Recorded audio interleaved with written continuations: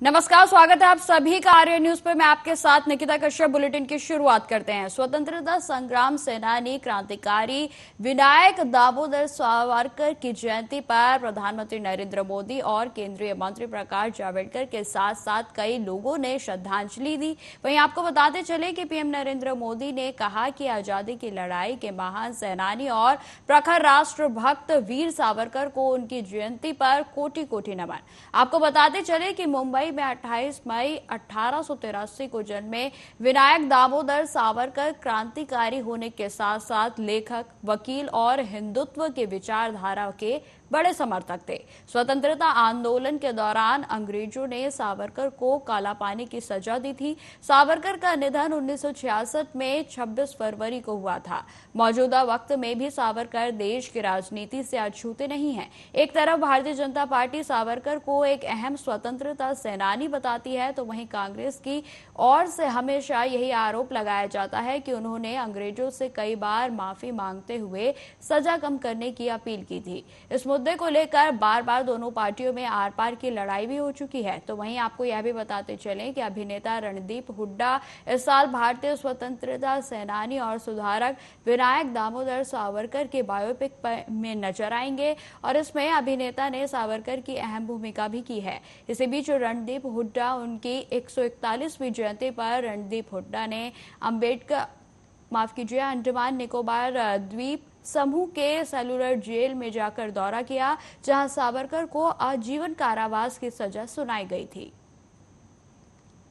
देखिए, सावरकर जी का जो पूरी उनकी कहानी है, उसका अध्ययन करने के बाद जो मैंने उनकी ज़िंदगी जीने की और पर्दे पे दर्शाने की कोशिश की है, उसके अंदर मेरी इन्वॉल्वमेंट इसमें बहुत हो गई है। और जब वो लोग जो कि स्वतंत्र वीर सावरकर जी को जानते थे, उनकी फैमिली और जो उनसे जिनकी जैसे मंगेशकर फैमिली हुई, जो उनको असली में जानते थे और जो उनकी एसेंस समझते हैं, उनके बारे में जानते हैं, उनसे जब एक पैट ऑन द बैक मिलता है कि आपने बहुत अच्छी तरह से दर्शाया, बहुत सच्चाई से दर्शाया और बहुत दम से दर्शाया, तो बहुत अच्छा लगता है। बिकॉज वो वैलिडेशन बहुत ही कम लोगों को मिलती है। अक्सर आप जब बायोपिक्स वगैरह बनाते हैं तो उनके जो निजी लोग होते हैं वो बोलते हैं कि अरे आपने ये नहीं दिखाया, वो नहीं दिखाया।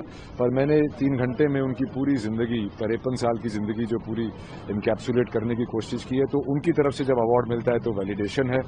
और ये यहाँ पे आज हम सेलुलर जेल में आए हैं, जहाँ पे विनायक जी को 50 साल की उम्र कैद हुई थी, 2 उम्र कैद मिली थी। वो अकेले ही एक ऐसे कैदी थे या कॉन्विक्ट थे जिनको ऐसे अंग्रेज़ों ने दिया।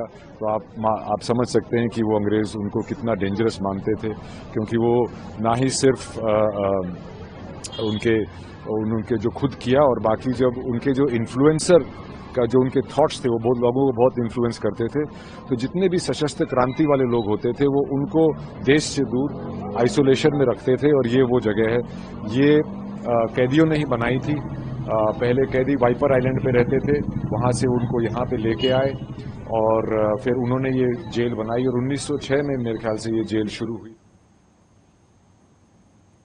दिल्ली से वाराणसी जा रही इंडिगो फ्लाइट में आज तड़के बम की धमकी मिलने से अफरा तफरी का माहौल मच गया। आपको बताते चले, खबर मिलते ही फ्लाइट से यात्रियों को सुरक्षित बाहर निकाल लिया गया है। विमान को भी जांच के लिए एक अलग जगह पर रखकर जांच जारी है। वहीं आपको यह भी बताते चले कि एयरपोर्ट के अधिकारियों के अनुसार सुरक्षा दल और बम निरोधक दस्ता मौके पर मौजूद है। बताते चले कि हाल ही के दिनों में फ्लाइट, स्कूलों, एयरपोर्ट में बम की धमकी वाले ईमेल या कॉल आ रहे हैं। और आज सुबह भी ऐसा ही हुआ, जब तकरीबन 5:35 पर इंडिगो की फ्लाइट को दिल्ली से वाराणसी के लिए उड़ान भरनी थी और तभी खबर मिली कि फ्लाइट में बम है। बम की खबर मिलते ही जल्द से जल्द सभी यात्रियों को सुरक्षित बाहर निकाला गया। दिल्ली फायर सर्विस ने बताया कि फ्लाइट को खाली करा दिया गया है और मौके पर पहुंची टीम ने जांच भी शुरू कर दी है।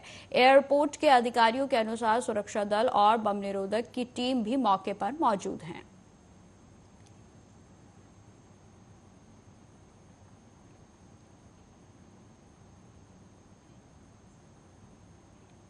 सुप्रीम कोर्ट में अपनी अंतरिम जमानत 7 दिन बढ़ाने की मांग वाली याचिका पर दिल्ली के सीएम अरविंद केजरीवाल का कहना है कि मेरी वजह से मेरा जो वजन है वो बहुत ही कम हो रहा है। अगर किसी व्यक्ति का वजन बिना किसी कारण के 1 महीने में 7 किलो गिर जाता है तो यह बहुत गंभीर समस्या हो सकती है।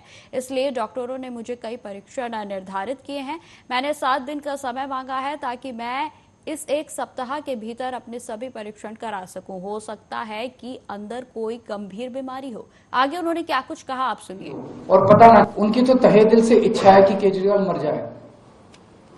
मैंने 7 दिन तक केवल अपने टेस्ट कराने के लिए, क्योंकि मेरा वजन 7 किलो आपको वैसे ही दिख रहा होगा, जो लोग मेरे को जानते हैं कि वजन बहुत ज्यादा गिर गया। 7 किलो वजन अगर किसी व्यक्ति का 1 महीने में गिर जाए बिना किसी कारण के, तो ये बहुत सीरियस प्रॉब्लम होती है। तो डॉक्टर्स ने कहा है, बहुत सारे टेस्ट लिखे हैं, 1 ही हफ्ता मैंने मांगा है कि 1 हफ्ते के अंदर मैं अपने सारे टेस्ट करा लूंगा।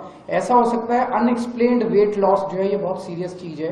कोई सीरियस बीमारी हो सकता है अंदर चल रही हो और पता ना चले, और बाद में फेज 2 फेज 3 में पहुंच जाए बीमारी, जब बहुत लेट ना हो जाए।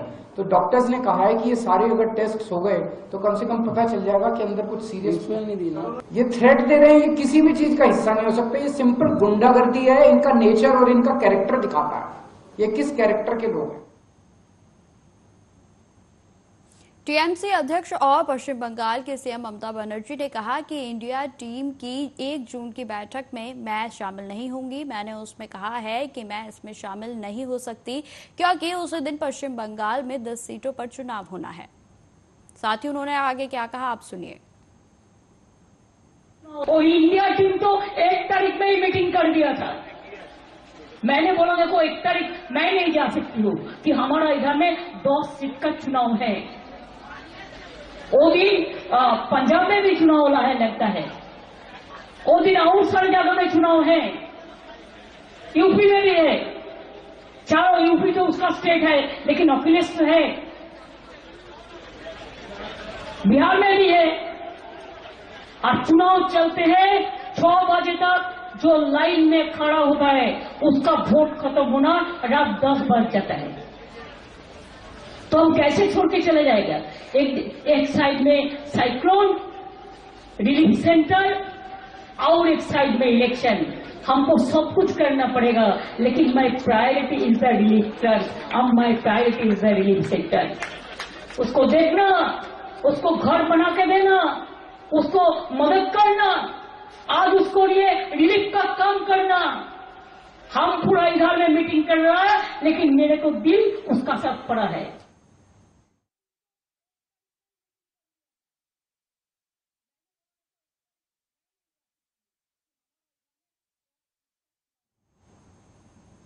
पंजाब के मोहाली में उत्तराखंड के सीएम पुष्कर सिंह धामी ने कहा कि एक तरफ पीएम मोदी के नेतृत्व में हम सब समर्पित होकर बीजेपी के लोग काम कर रहे हैं, तो वहीं दूसरी ओर कांग्रेस केवल अपने व्यक्तिगत लालच के हित में पड़ी हुई है। 2014 से पहले हर एक नेता घोटाला जो है, हर एक दिन नया घोटाला होता था और उस समय भ्रष्टाचार की बारिश होती थी, लेकिन पिछले 10 सालों में पीएम नरेंद्र मोदी के नेतृत्व में एक भी घोटाला नहीं हुआ है। आगे उन्होंने क्या कुछ कहा, सुनिए।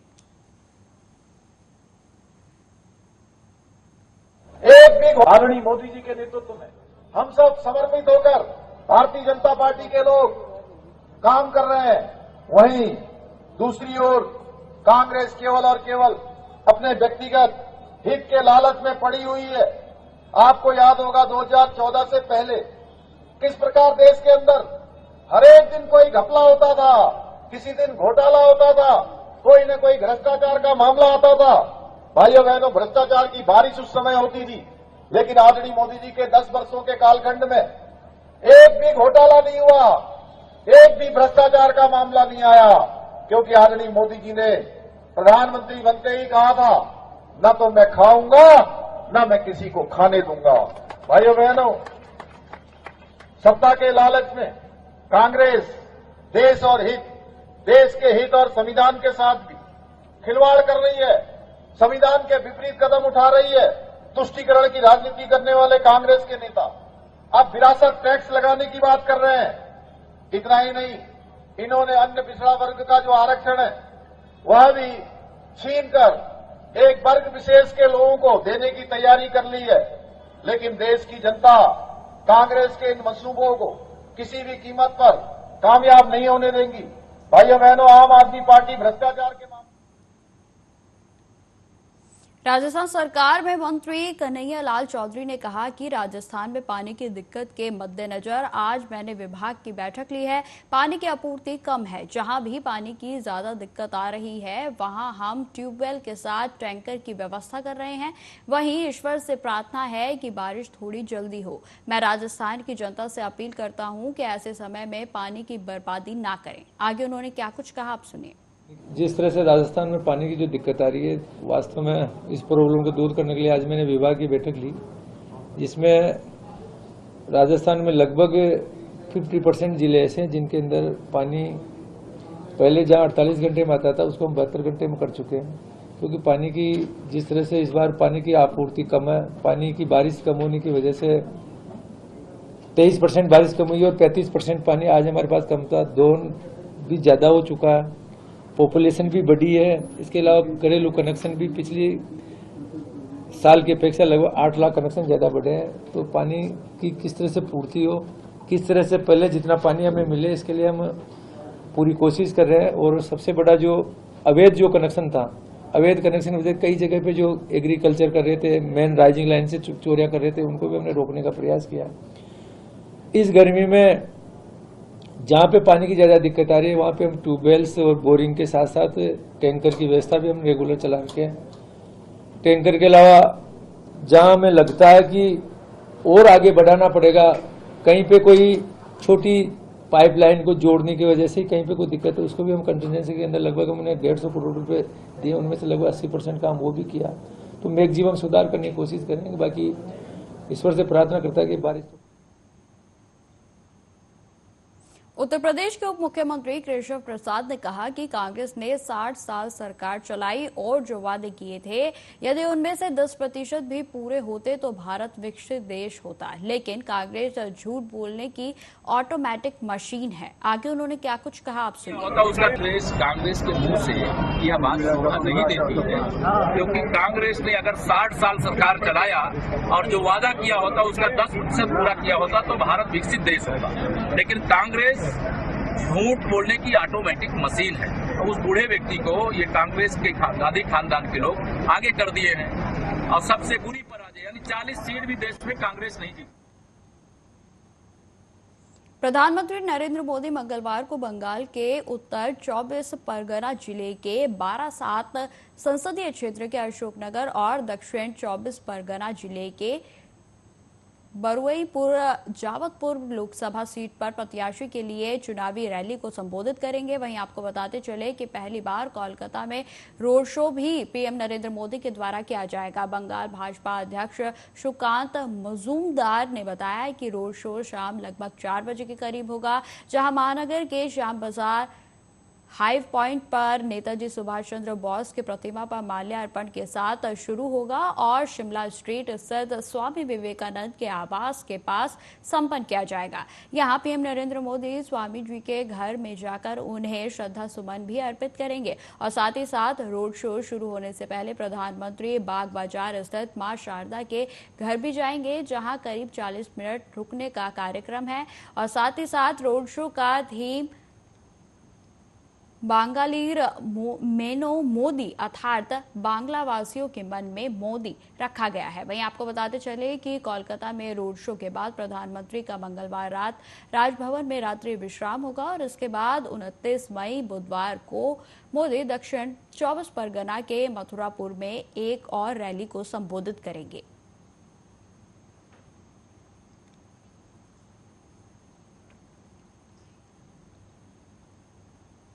अयोध्या में ज्येष्ठ मास के बड़े मंगलवार के अवसर पर श्री राम जन्मभूमि मंदिर के दर्शन के लिए श्रद्धालुओं की भीड़ उमड़ पड़ी है। वहीं आपको बताते चले कि इस दौरान भारी संख्या में लोग मंदिर परिसर में नजर आए और जिसकी तस्वीरें हम आपको दिखा रहे हैं, जिसमें अयोध्या में आज खचाखच श्रद्धालुओं से भीड़ भरी हुई है और जहां पर भगवान के दर्शन के लिए हर श्रद्धालु जो है वो मंदिर की ओर अग्रसर हो रहा है। ये तस्वीरें आप देख सकते हैं जो कि तड़के सुबह की है, जब मंदिर के कपाट जो है वो खोले गए थे और जिसके बाद श्रद्धालुओं का आना जाना जो है वो कतारों में आप देख सकते हैं कि कितनी बड़ी संख्या में श्रद्धालु आज रामलला के दर्शन के लिए अयोध्या पहुंचे हैं।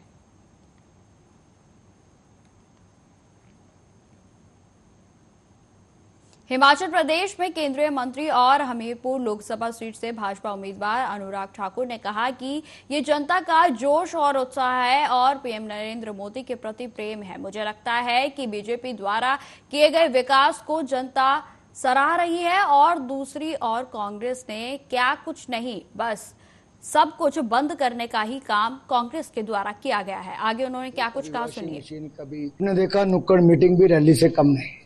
कांग्रेस की जो रैली है उससे बड़ी हमारी नुक्कड़ मीटिंग है। ये जनता का जोश उत्साह है, मोदी जी के प्रति प्रेम है और मुझे लगता है भारतीय जनता पार्टी के कराए गए विकास कार्यों को जनता सराह रही है। और दूसरी ओर कांग्रेस के द्वारा मनरेगा के भी और जो लेबर के जो उनके हक मिलते थे, कभी वॉशिंग मशीन, कभी साइकिल, कभी इंडक्शन चूल्हा, कभी लैंप, कभी लाइट, सारे बंद कर दिए।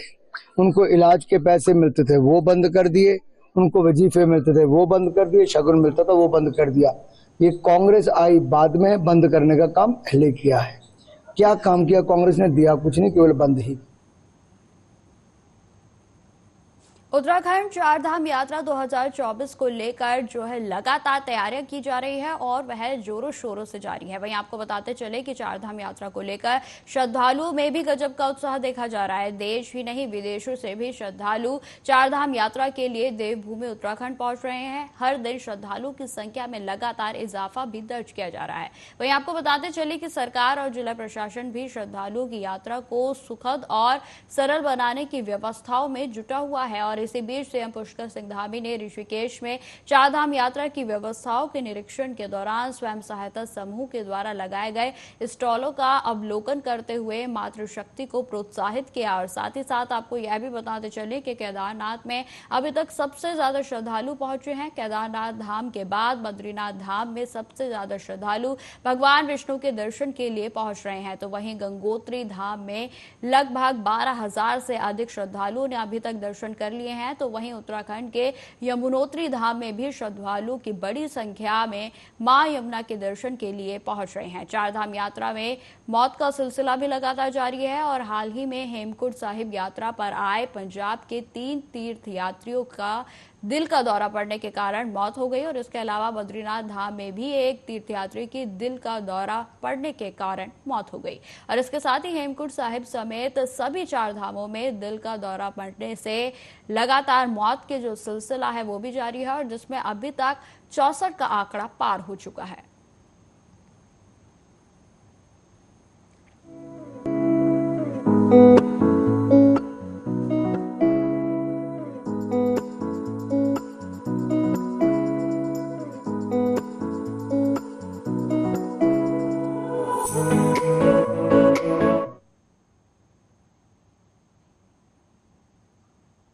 हरियाणा के गुरुग्राम शहर से एक दिल दहला देने वाला वीडियो सामने आया है जिसे देखने के बाद आप दंग रह जाएंगे। यह वीडियो सोमवार सुबह का बताया जा रहा है जहां तेज रफ्तार में एक स्कूटर चालक का एक्सीडेंट हो गया। इस घटना का सोशल मीडिया पर तेजी से वीडियो वायरल हो रहा है। आपको बताते चले कि टक्कर इतनी भीषण थी कि स्कूटर सवार कई मीटर तक घिसटता चला गया और घटना के बाद स्कूटर पूरी तरह से चकनाचूर हो गया।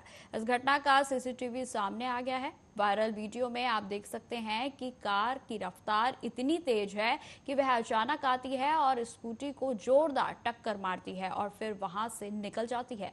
वीडियो में साफ तौर पर देखा जा सकता है कि जैसे ही कार स्कूटी से टकराती है तो वह अचानक जमीन पर गिर जाता है और वह किसी तरह उठता तो है लेकिन उसके कदम डगमगाने लगते हैं और वह मदद की गुहार लगाने लगता है।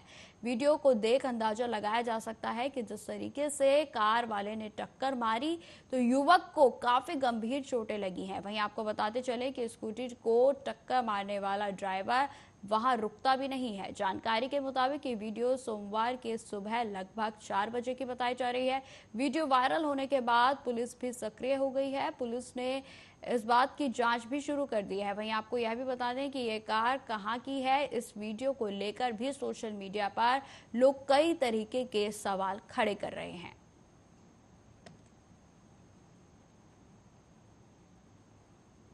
तो फिलहाल इस बुलेटिन में इतना ही। देश दुनिया की तमाम खबरों की जानकारी के लिए बने रहें हमारे साथ। नमस्कार।